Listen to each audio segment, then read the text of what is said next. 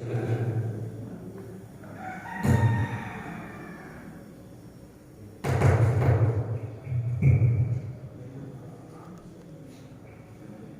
nggak?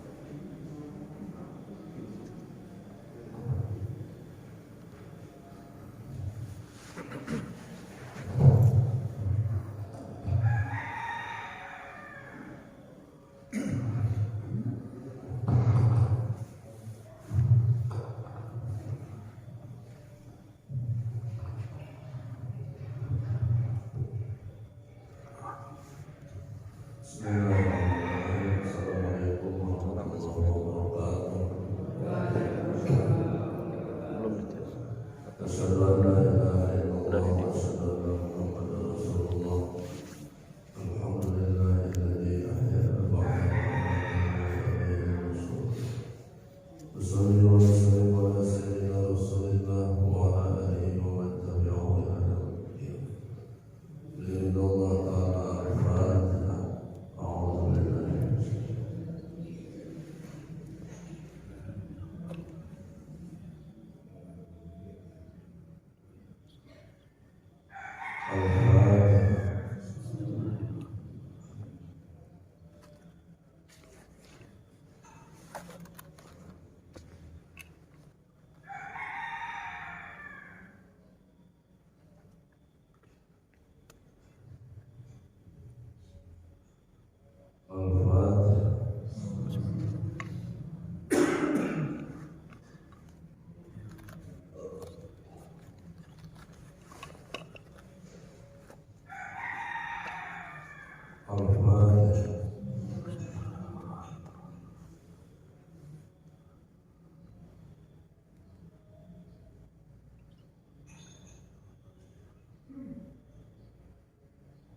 minasyaitonir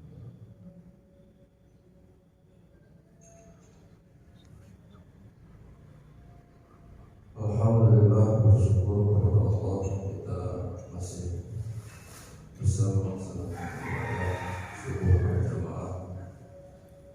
Salawat dan salam tercurahkan selalu kepada Nabi kita Muhammad sallallahu alaihi wasallam. Bapak Ibu hadirin wal hadirat yang dimuliakan Allah Subhanahu wa taala.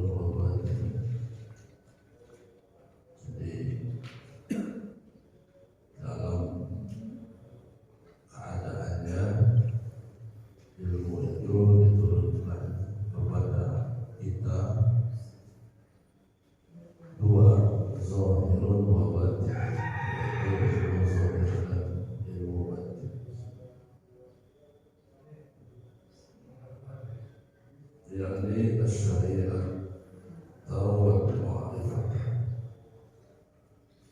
yaitu ilmu syariat dan ilmu ma'rifah. Fa'amara bisyariati ala zahirina, maka kita diperintahkan untuk menjalankan syariat atas tubuh zahir kita, mobil ma'rifati ala batin, sementara ma'rifat itu dijalankan oleh anggota batin kita. Liuntijamin ijtima'ihima ilmul haqiqata,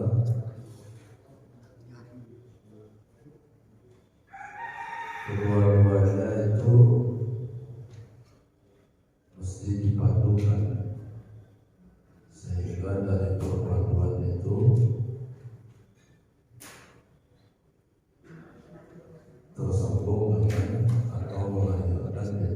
hakikoh kasyajarati wal awraqi, perumpamaannya seperti pohon dan daun.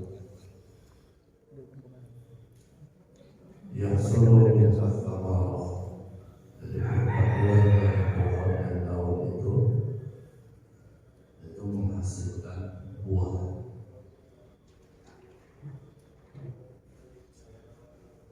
Kalau Allah Ta'ala sebagaimana firman Allah dalam Al-Quran, marajal bahraini yaltaqiyan bainahuma barzakhun la yabghiyan. Allah membiarkan dua lautan mengalir, yang keduanya pada akhirnya antara keduanya ada batas yang tidak dilampaui oleh masing-masing. Jadi poin pertama, bahwa kita mesti belajar ilmu zahir dan ilmu batin. Maka ada yang menarik dalam satu surah dalam Al-Quran, yaitu suratul Fatihah, yang disebut dengan suratul Fatihah. Suratul Fatihah itu berada pada surat yang pertama. Disebut Al-Fatihah itu artinya adalah pembuka. Tapi kalau kita memahami secara ilmu hakikohnya, baru akan terbuka, bisa memahami surat-surat yang lain. Itu kalau kita sudah bisa lalu tenggelam dalam suratul Fatihah. Dalam makna apa? Memahami Al-Quran secara lafaz, dalam arti pemahaman secara zahir dan pemahaman secara batin. Itu manakala terpahami surah Al-Fatihah secara zahir dan batin.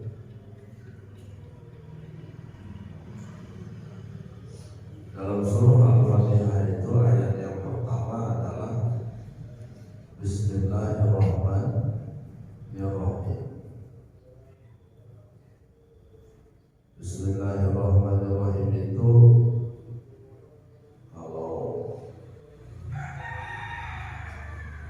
dibongkar kalimatnya, Bismi al-ba'u harfu jarir asliyin tahtaju ila ma'nan wa muta'allaqin tata'allaqu bihi. Bi itu adalah harfu jarir atau yang disebut dengan huruf khafat. Ada berapa huruf khafat itu dalam kitab jumlah? Ada 9, dalam kitab Alfiyah itu ada 20. Huruful khafdi wa hiya min ila wa ala wa fi wa ra wa ba wal qaf wal lam. Jadi kalau makna hakikatnya, manusia ini tidak bisa dilepaskan dari 9 huruf itu, mulai dari min, ila, an, ala, fi, ruba, ba, qaf, lam.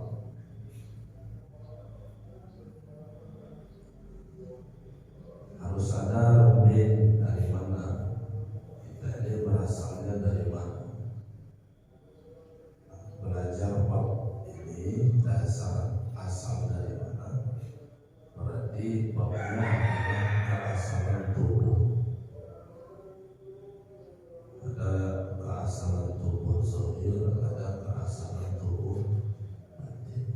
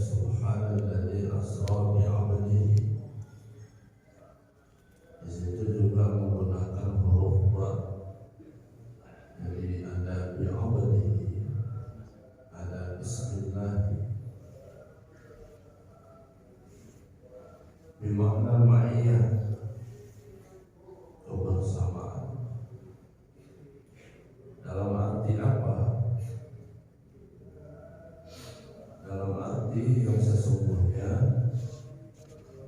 Bismillahi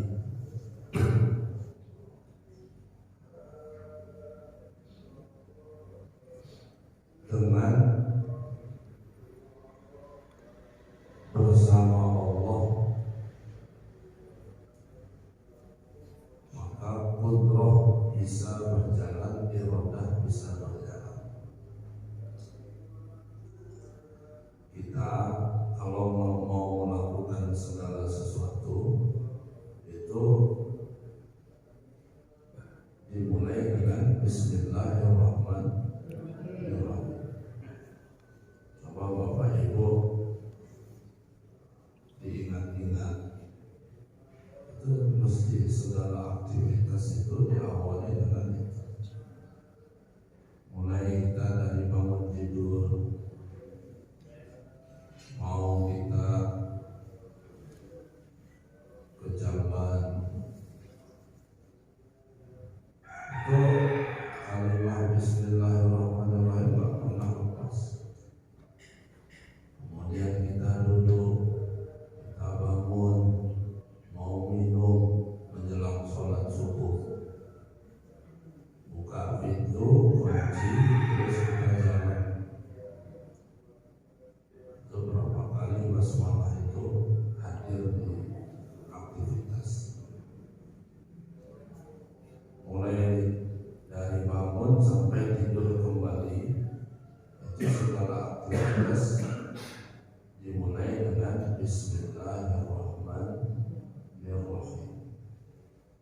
Sampai-sampai apabila satu perbuatan itu tidak dimulai dengan Bismillahirrahmanirrahim, maka perbuatan itu terputus keberkahannya.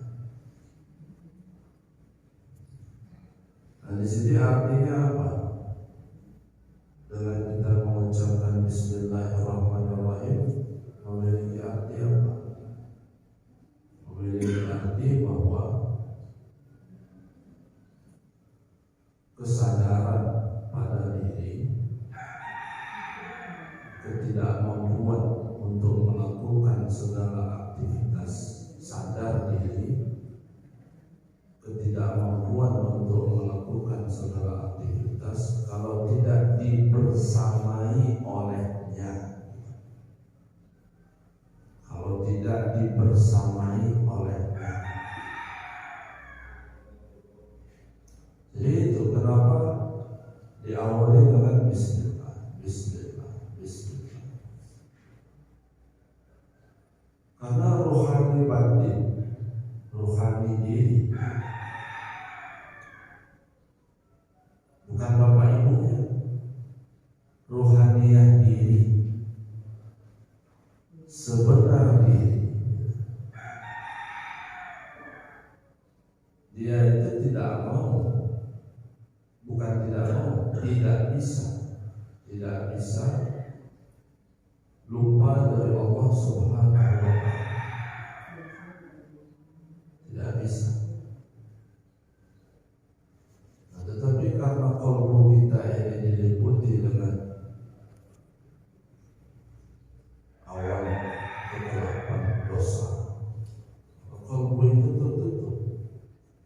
Karena kalbu itu tertutup, maka kita lebih banyak nisyannya, lebih banyak lupanya daripada ingat kepada Allah Subhanahu wa Ta'ala. Jadi poin yang kedua adalah sadar diri, ketidakmampuan melakukan segala aktivitas kalau tidak dibersamai oleh Allah Subhanahu wa Ta'ala. Mau minum, baca Bismillah. Kenapa mau minum, baca Bismillah? Yang mana hakikatnya itu? Bagaimana mungkin kita bisa puasa mengangkat gelas itu kalau tidak dibersamai oleh putranya?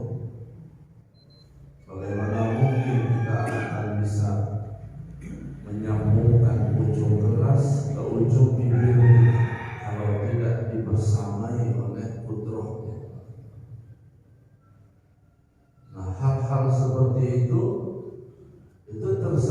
hanya tersadari oleh rohaniah batin, rohaniah diri. Mau melangkah kaki kita, mau menulis tangan kita, mau melihat mata kita, mau berpikir otak kita. Jadi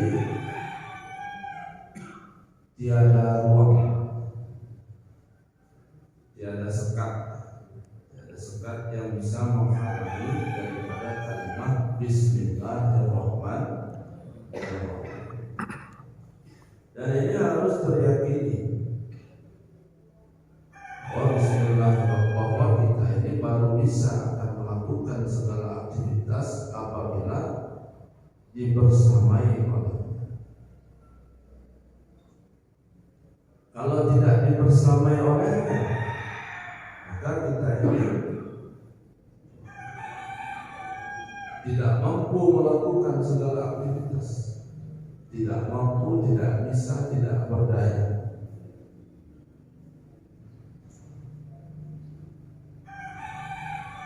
Kemudian dilanjutkan lafaz tersebut Ar-Rahman dan Ar-Rahim. Ar-Rahman dan Ar-Rahim. Ar-Rahman itu artinya Maha Pengasih. Ar-Rahim itu artinya Maha Penyayang. Yang padahal sifat Allah itu begitu banyak, muaranya kepada Ar-Rahman dan Ar-Rahim. Jadi dari sekian banyak sifat di Allah itu tersimpulkan kepada dua sifat itu. Yang pertama adalah sifat Ar-Rahman, yang kedua adalah sifat Ar-Rahim. Sifat Ar-Rahman itu apa? Maha Pengasih. Ar-Rahim itu adalah Maha Penyayang.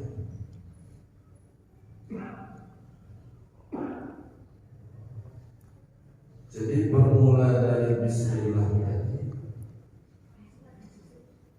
lalu Allah menunjukkan sifatnya, yaitu sifat Ar-Rahman dan sifat Ar-Rahim. Orang yang bisa melakukan segala amal perbuatan itu, termasuk bisa hadir di masjid, di majlis, bisa melakukan segala aktivitas, itu disebabkan karena dua sifat itu, Ar-Rahman dan Ar-Rahim. Nah, ketika Ar-Rahman Ar-Rahim itu, maka dulu saya pernah menyampaikan, kalau ada orang yang bisa berbuat baik, punya sifat dermawan, itu mesti sadar hakikat diri bahwa senang memberi itu bukan sifat kita. Senang memberi itu adalah sifat Allah Subhanahu wa Ta'ala, sifat Allah yang Allah sifatkan kepada diri kita. Momentum waktunya itu kapan saja. Lalu dilanjutkan ayat yang kedua, Alhamdulillahirabbil alamin. Alhamdulillahirabbil alamin. Segala puji bagi Allah. Alif lam di sini menunjukkan alif lam ma'rifat, tapi maknanya adalah istighraq. Maka artinya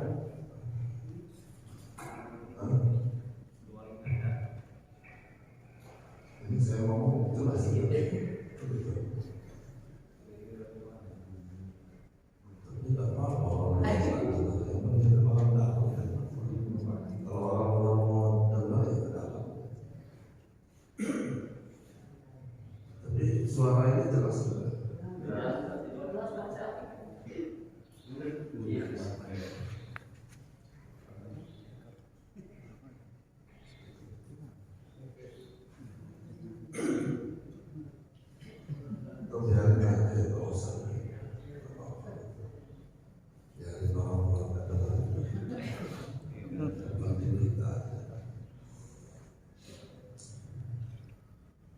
Nah, alhamdulillah tadi maknanya adalah makna istighraq.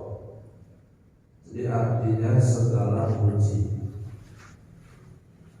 Ya, mungkin kalau ada yang bertanya, maksudnya segala itu kan ada lafaz kullun yang tak mesti. Tak mesti segala itu harus dihadirkan lafaz kullun. Cukup dengan alhamdulillah saja, dia sudah memiliki makna segala puji. Segala puji bagi Allah. Jadi selaras dengan hadis bunyi apa? Dalam hadis sahih itu disebutkan afdhalul zikri la ilaha illallah wa afdhalul du'ai alhamdulillah.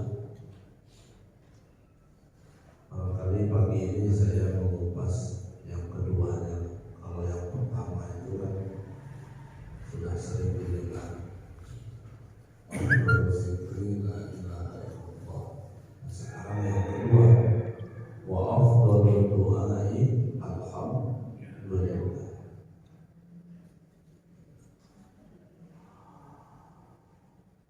Kalau bapak ibu nanti pulang dari pengajian subuh dikasih kue, itu mau apa jawabannya? Kalau bahasa pemilihnya apa? Makasih apa? Terima kasih. Jangan nanti dipahami alhamdulillah itu kedudukannya sama seperti terima kasih. Kalau di atas terima kasih itu lafadznya apa? Nah, bingung ya. Di atas terima kasih itu lafadznya apa? Paling banter lafadznya terima kasih banget, banget, banyak, terima kasih banyak. Nah, alhamdulillah itu di atas terima kasih. Makna dari alhamdulillah itu adalah di atas dari terima kasih. Karena belum ketemu kira-kira lafaz apa yang bisa mensejajarkan dengan alhamdulillah, betul? Karena belum ketemu lafaz apa, kalimat apa yang bisa mensejajarkan dengan alhamdulillah, dan rasa-rasanya kayaknya sulit. Paling banter ya, yang bisa digunakan sehari-hari meskipun nggak layak bagi Allah adalah terima kasih. Walaupun lafaz itu tidak layak bagi Allah. Kalau lafaz itu digunakan hamba kepada hamba ya jadilah. Tapi ungkapan hamba bersyukur kepada Allah di atas dari terima kasih itu adalah alhamdulillah. Alhamdulillah itu artinya apa? Segala puji bagi Allah.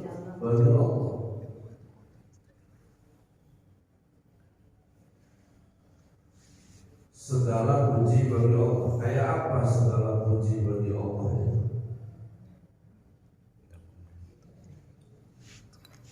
Umpama begini, kita sholat di masjid. Baru kali itu kita sholat di masjid itu, baru sekali nggak kenal kita dengan pengurusnya, nggak kenal kita dengan pak imamnya. Pokoknya baru kali itulah kita sholat di masjid itu. Pas kita mau pulang, mau keluar dari masjid, tiba-tiba ada yang menyodorkan dari sebelah kanan ujung, Pak, ini sendalnya. Itu kita naruh sendalnya tadinya di bawah, terus kita mau pulang, tengok kanan, tengok kiri, mana sendalnya? Lalu tiba-tiba ada salah satu pengurus bawa sendal, Pak, ini sendalnya. Oh, itu ngomong terima kasih itu luar biasa. Terima kasih banyak, Pak. Terima kasih banyak.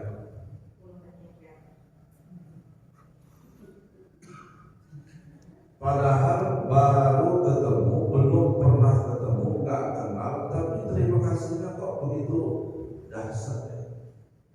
Sampai-sampai keluar banyaknya. Terima kasih banyak. Padahal baru sekali itu. Jadi kebaikan orang itu dinilai sedemikian rupa hebatnya sampai-sampai keluarlah kata kalimat terima kasih banyak. Lalu bagaimana kita mensikapi kepada Allah Subhanahu wa Ta'ala yang kita hadir di muka bumi ini saja kita nggak tahu, didesain sedemikian rupa oleh Allah, dibentuk sedemikian rupa oleh Allah, dibimbing oleh Allah. Kita ini dibimbing, Pak. Dibimbing oleh Allah, diurusi oleh Allah. Segalanya diberikan oleh Allah.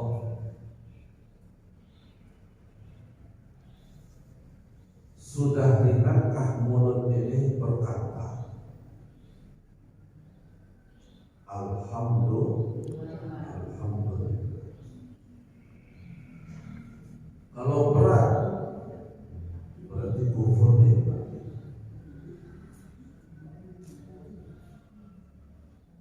Kufur nikmat. Coba lihat, ya balik lagi ke awal tadi. Mau tidur sampai bangun, Pak. Yang disebut puasa kita itu yang mana? Ini kalau kita mau fair-fairan kepada Allah, puasa kita itu yang mana? Sama sekali nihil, sama sekali tak ada puasa kita. Jalan kita karena diberi kuasa oleh Allah, melihat kita karena diberi kuasa oleh Allah, tidur kita karena diberi kuasa oleh Allah, bangun kita karena diberi kuasa oleh Allah. Ada ilmu kita, tapi ilmu itu adalah ilmu Allah. Melihat kita itu adalah basarnya Allah. Hidup kita itu adalah hayatnya Allah.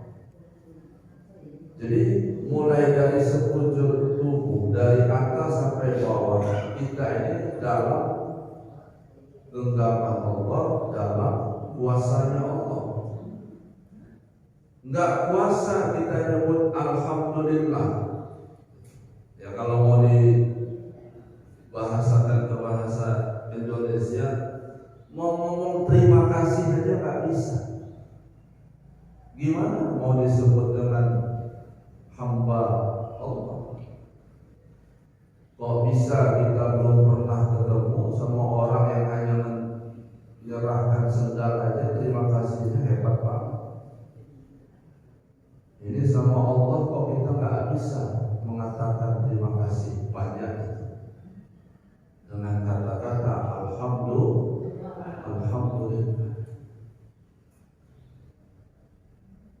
Makanya jamaah kaum salam syukur kalau nggak ada. Jangan lagi ngomong ya kalau sudah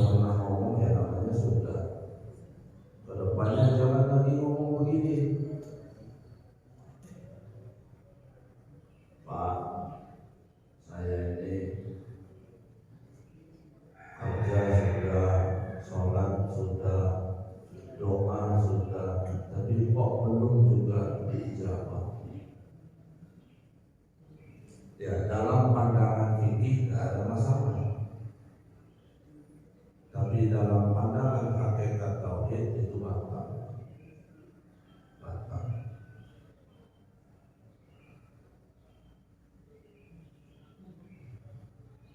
Bisa keluar kok belum diijabah,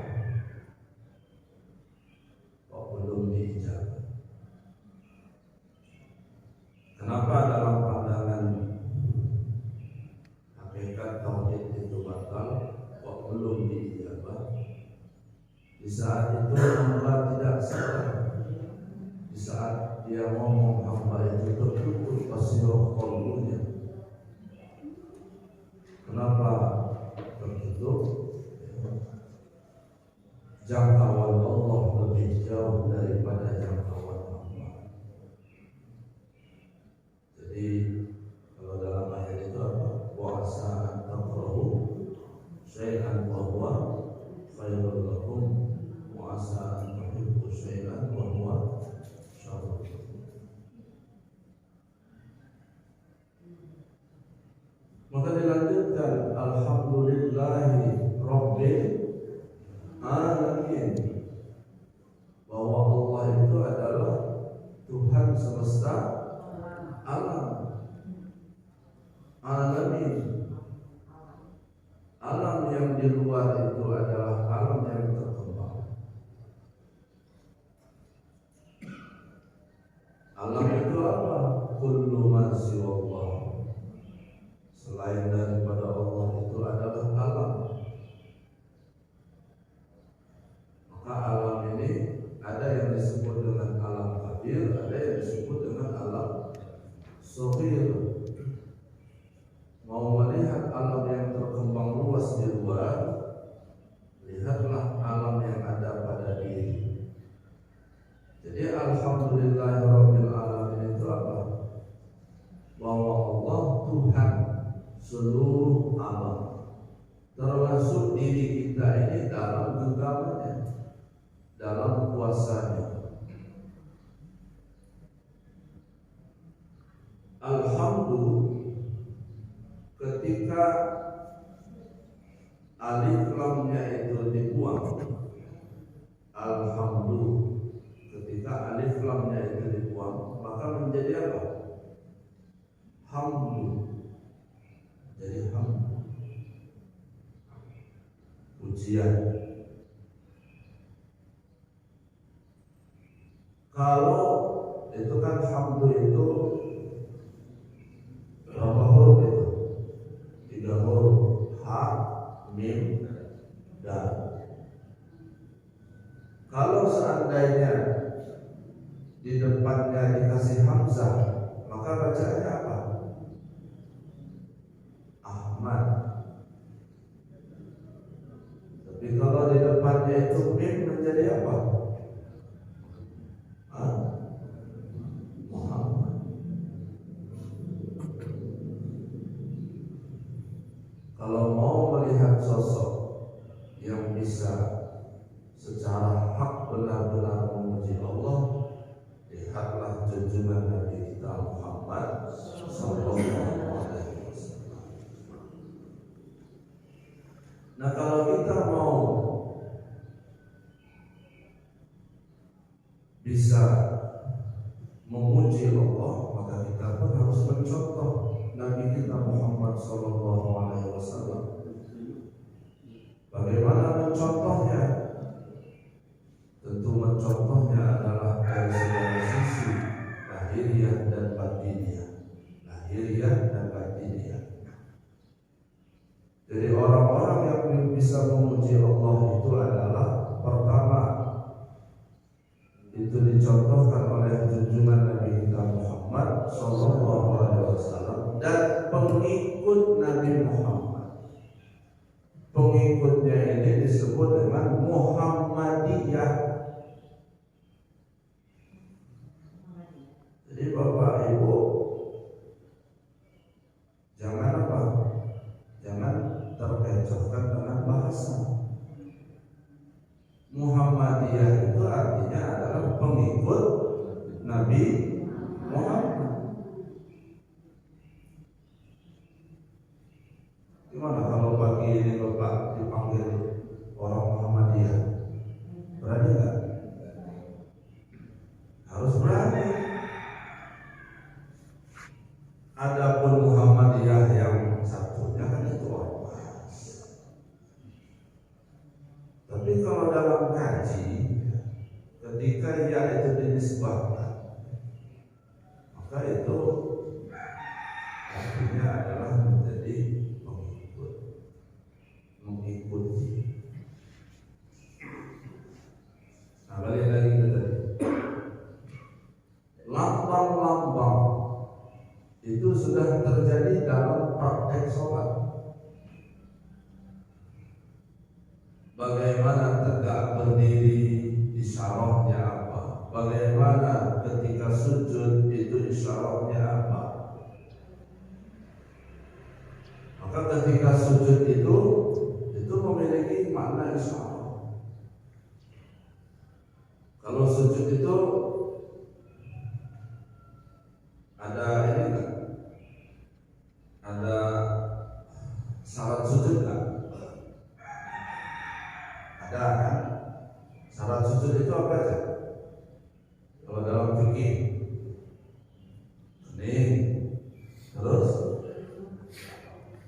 kedua telapak tangan, terus kedua lutut, dan berapa itu? 5. Kemudian kaki, kedua kaki dilipat gini. Jangan sujud itu gini. Jadi berapa itu? 7. Hidung masuk enggak? Enggak. Oh, hidung masuk lagi. Enggak. Kalau ibu ngomong hidung harus masuk, berarti ibu menyinggung yang pesek. Sakit hati yang pesek. Ya, ibu lagi ada masalah ya sama yang pesek. Enggak lah, kalau hidung itu harus masuk. Kesian nanti juga punya hidung.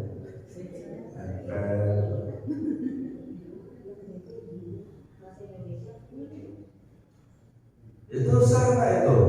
Sujud kalau kayak gitu, semua rukun sujud terpenuhi, sah nggak? Sah sujud. Tapi kalau dalam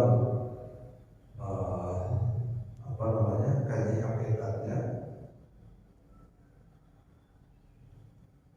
kalaupun nggak terpenuhi, itu tergantung etikotnya. Sah batal itu bisa tergantung etikot. Contoh begini, ada orang nyembah pohon, bukan sujud, ada orang sujud di hadapan pohon. Tapi rukun sujud tadi nggak terpenuhi. Dia hanya gini aja sujud itu. Kemudian kakinya selonjor begini, nggak dilipat. Kira-kira sah nggak sujud? Ada orang sujud dalam fikih harus terpenuhi rukun sujud. Ya. Ada orang, nah sekarang masuk dalam ranah apa? Ranah akidah, tauhid. Ada orang sujud di pohon, tapi rukun sujudnya nggak terpenuhi. Kira-kira sah nggak sujudnya? Berarti rukun sujud itu 2. Yang pertama adalah disebabkan karena perbuatan zahir rukun itu. Yang kedua adalah keyakinan hati. Kasus orang sujud di depan pohon, walaupun rukun sujudnya nggak terpenuhi, tapi iktikadnya kepada pohon, maka dia menyembah selain Allah. Sah nggak sujudnya? Sah. Sah sujud. Ya, itu kan ada salah satu pandangan ulama yang lain. Ada yang berpandangan bahwa sujud itu harus terpenuhi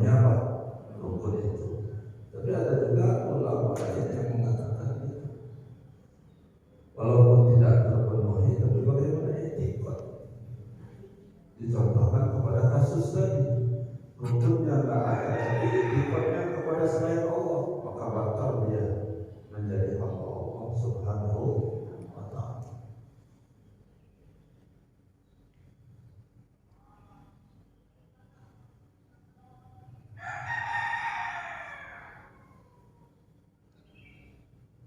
Untuk kanzal makhfiyan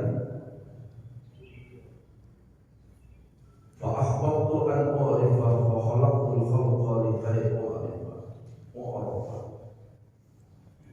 Terakhir Bapak Ibu yang dimuliakan Allah Subhanahu wa Ta'ala, untuk kanzal makhfiyan, aku ini adalah perbendaharaan yang tersembunyi. Perbendaharaan yang tersembunyi. Fa akhbartu an u'rifa, maka kenalilah aku, cintailah aku. Fa akhbartu, maka aku ini dicintai, an u'rifa, agar aku bisa dikenal. Jadi Allah itu ingin dicintai, Allah juga ingin dikenal. Jadi kalau ada jamaah yang nanya, pernah ada jamaah nanya, Allah itu ditakuti apa dicintai? Allah, maka jawabannya dicintai. Ya, takutnya itu bukan takut dijauhi, tapi takutnya dicintai. Wa khalaqtul khalqa likay u'rifa, maka aku ciptakan. Wa khalaqtul khalqa, aku ciptakan makhluk ini agar mereka mengenaliku. Jadi Allah Subhanahu wa Ta'ala ingin dikenal oleh hambanya. Pengenalan hamba kepada Allah ini bertahap dan berproses. Mula-mula berkenal kepada asmanya, berkenal kepada sifatnya, kenal ia kepada afalnya, dan yang keempat adalah kenal Allah kepada zatnya. Bagaimana mengenal Allah lewat asmanya?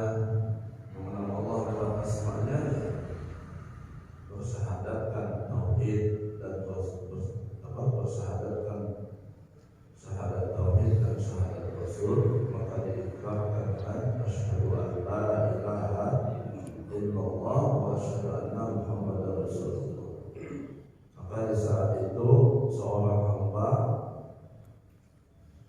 dia mengenal Allah lewat asmanya.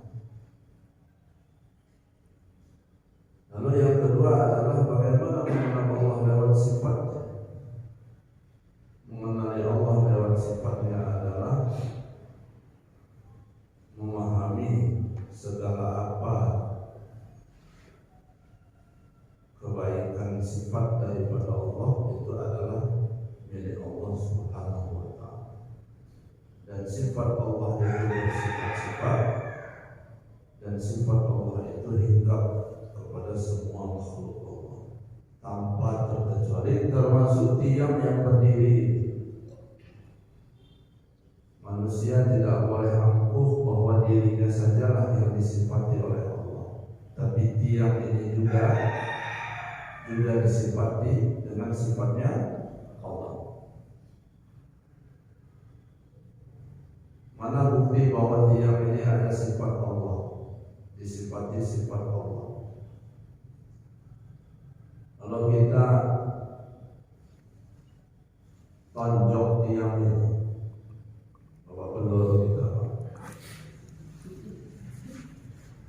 nggak akan bisa. Nah, kerasnya tiang ini, kuatnya tiang ini, itu nggak boleh dalam keyakinannya itikadi bahwa tiang ini yang punya sifat kuat. Sebab tiang ini nggak punya apa-apa, nggak ada kekuatan. Lalu kenapa kok dia bisa keras? Kenapa kok dia bisa kuat? Karena di tiang ini ada sifat qawiyunnya Allah. Ada sifat qawiyunnya Allah. Apabila sifat qawiyunnya Allah itu dicabut oleh Allah, maka hancurlah tiang itu. Kenapa pohon itu ada yang kuat? Ada yang kuat karena ada sifat qawiyunnya Allah. Jadi sifatnya Allah bersifat-sifat dan sifatnya Allah itu ada pada setiap makhluk.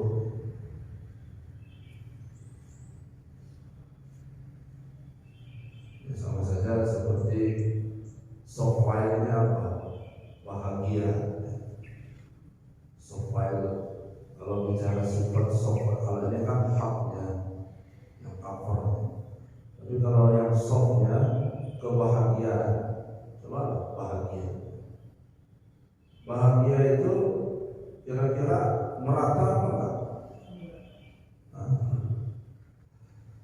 Sifat bahagia yang dirasakan oleh hamba itu merata. Sifat yang dirasakan. Adapun hari ini ada yang bahagia, ada yang baik, itu lain masalah, lain soal. Tapi kalau seandainya mengatakan bahagia itu hanya untuk orang-orang tertentu, kufur nikmat. Oh, bahagia itu hanya untuk S3 aja. Nanti yang S3 enggak, kufur nikmat. Yang bahagia itu untuk S2 aja, yang bahagia untuk S3 tak bisa. Allah itu punya sifat al-adl, maha adil. Jadi semua makhluk itu merasakan bahagia dengan bungkus yang beda-beda. Bahagia dengan bungkus yang beda tapi rasa sama. Rasa sama.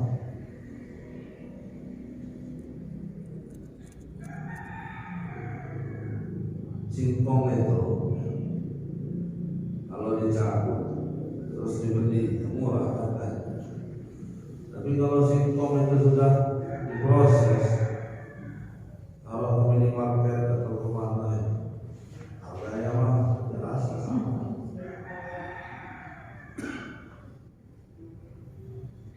Jadi ketika mengatakan, mengucapkan alhamdulillah itu disebabkan karena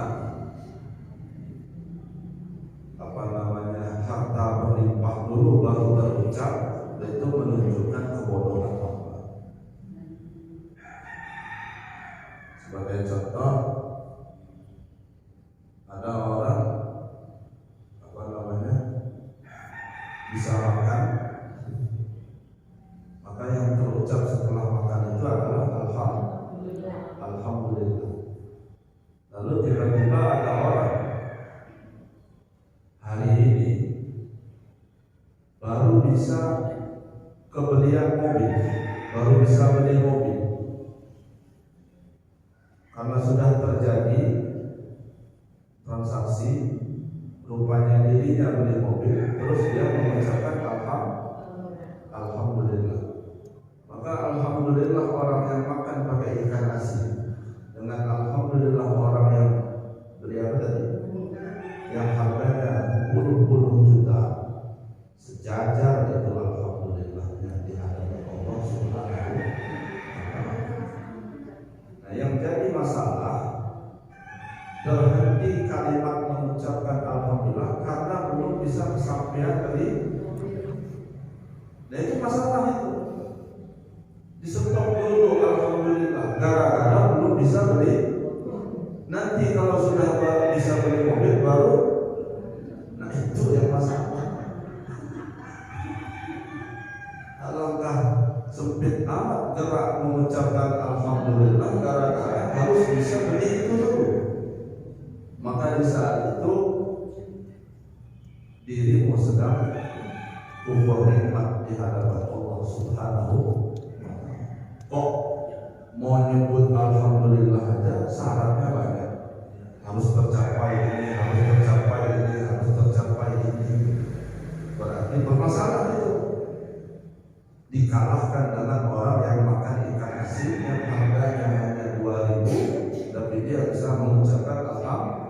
mengangkat derajat itu lebih tinggi orang yang makan ikan asin. Kenapa derajatnya lebih tinggi? Karena dia lebih dahulu cepat mengucapkan alhamdulillah.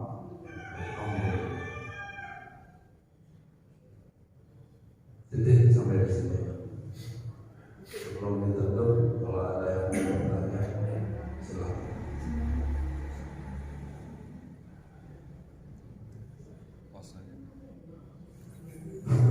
Assalamualaikum warahmatullahi wabarakatuh. Mohon maaf Ustaz, ini bertanya. Kita melihat mendengar berkemampuan berkeinginan dan lain karena nikmat yang berasal dari Allah, maka dituntut kita bersyukur, kita ucap alhamdulillah. Alhamdulillah tersebut hanya dengan lisan kita ucapkan, tapi bagaimana dengan perbuatan? Itu saja. Terima kasih Ustaz. Assalamualaikum warahmatullahi wabarakatuh.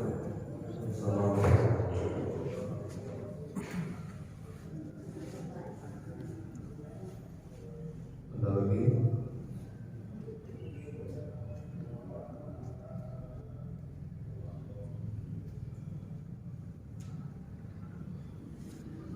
Dah. Bagaimana alhamdulillah dengan perbuatan?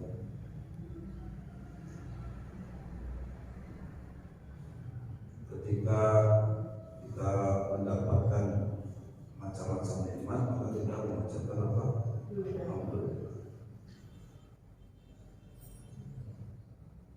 Jadi ya seperti yang saya sampaikan di awal tadi, kata Ahmad itu terisyarahkan pada berdiri.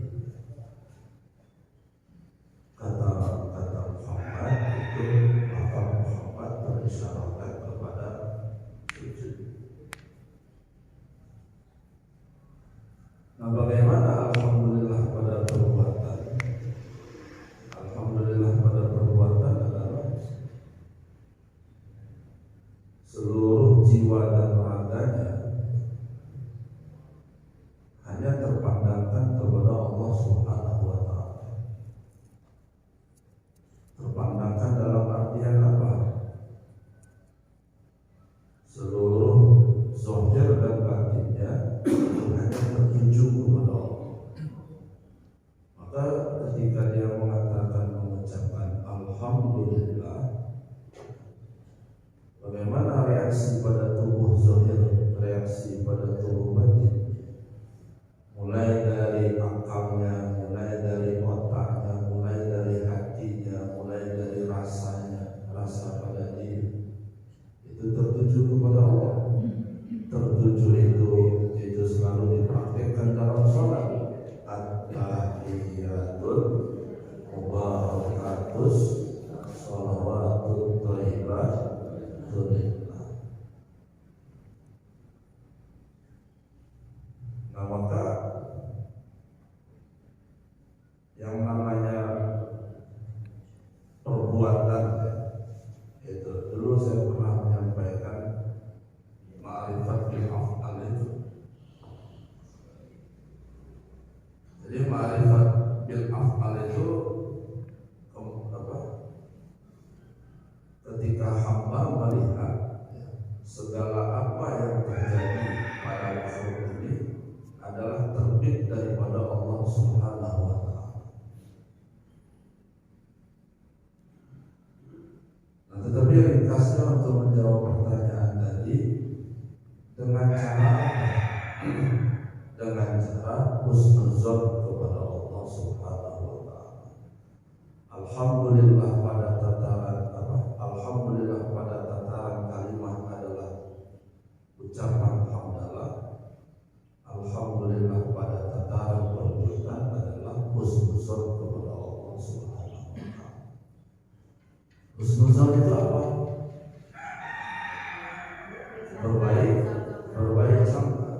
Berbaik sangka kepada Allah. Nah, kalau sudah bicara berbaik sangka kepada Allah, segala apa yang Allah berikan kepada diri kita, mau enak nggak enak, mau manis mau pahit, mau menyenangkan atau menyakitkan, kalau sudah husnuzon kepada Allah, maka dia akan menganggap baik.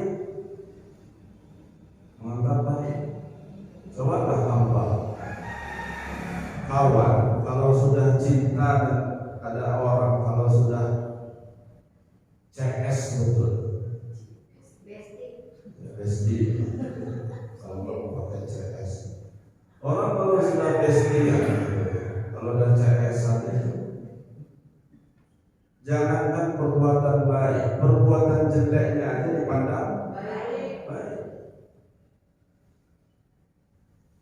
Oh, itu masa ibu dibilangin kayak tong, karena perut ibu itu gede. Kata siapa? Itu kata kawan.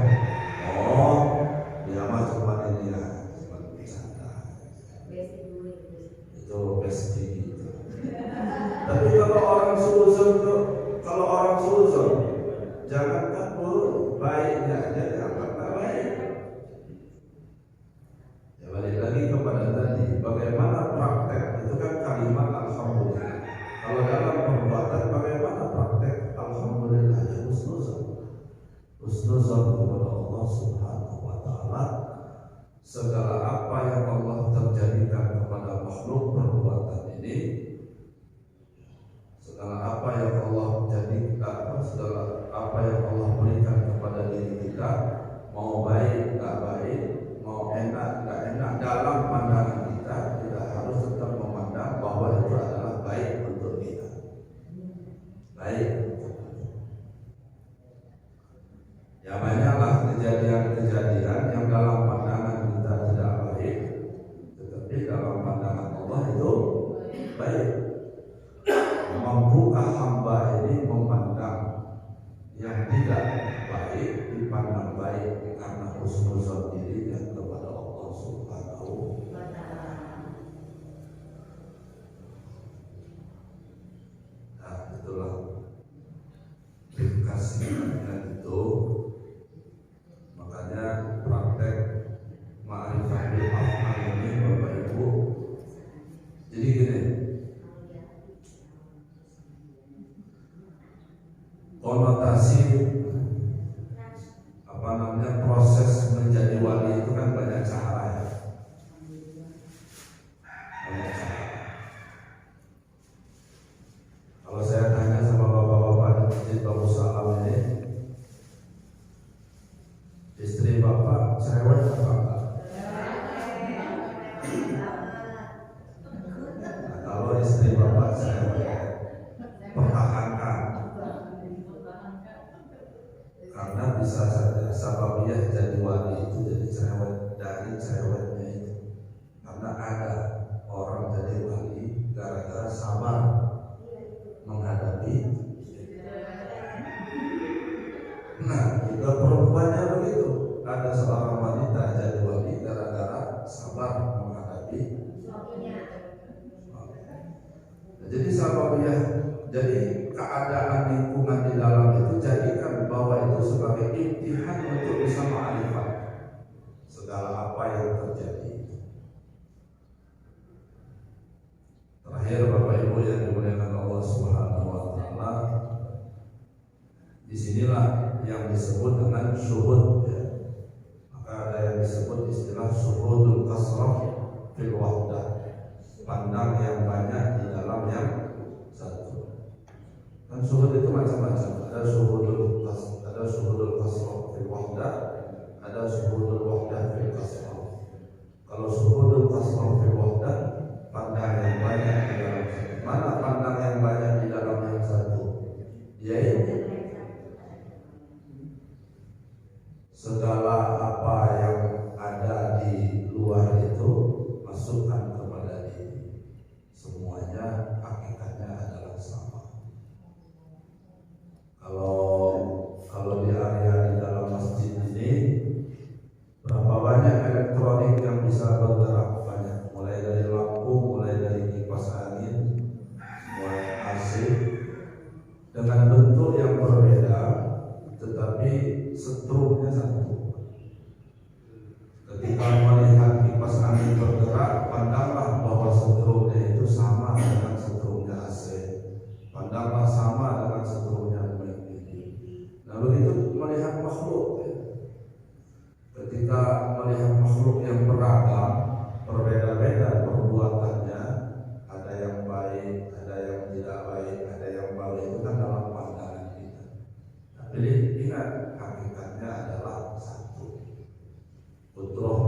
satu, hayatnya satu, dan lain-lainnya semuanya satu.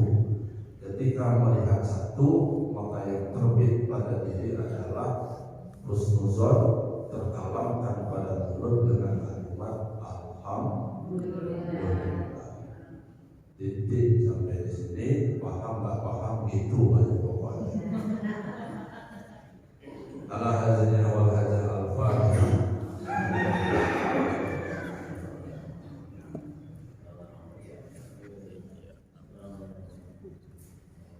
Allahumma salli ala sayyidina wa habibina wa syafi'ina wa ala Muhammad wa sallim wa radiyallahu tabaraka wa ta'ala an kulli sahabati Rasulillah ajma'in.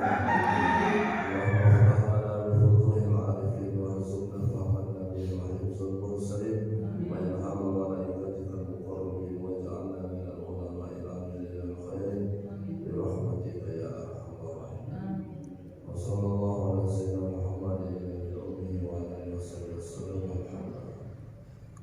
Terima kasih. Assalamualaikum warahmatullahi wabarakatuh.